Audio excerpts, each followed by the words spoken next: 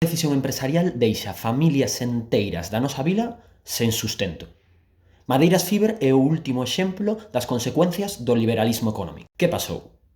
Esta empresa, Madeiras Fiber, con algo máis de 100 traballadoras, viuse na obriga de parar a súa produción despois de, sorpresa, sorpresa, ser comprada por un fondo boitre. E vos preguntaredes, que ten que ver que sexa comprada por un fondo boitre? Isto non é nada novo.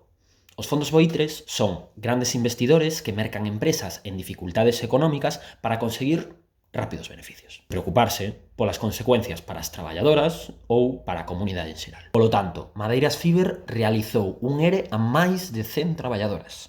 Pero, que é un ERE?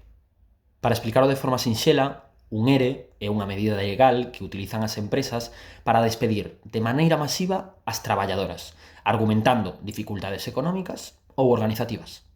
En PEC non podemos mirar para outro lado e presentamos no anterior pleno do mes de outubro unha moción para exixir solucións para as traballadoras e protexer así o emprego da nosa comarca.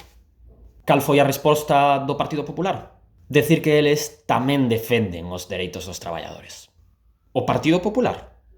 O mesmo Partido Popular que votou en contra dos ERTEs ou do salario mínimo interprofesional?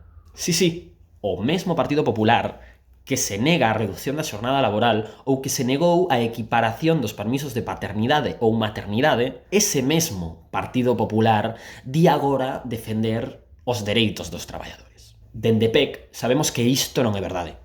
E nós seguiremos loitando por defender os dereitos das traballadoras de Pontareas e de toda a comarca. Porque o traballo digno non é un luxo, é un dereito.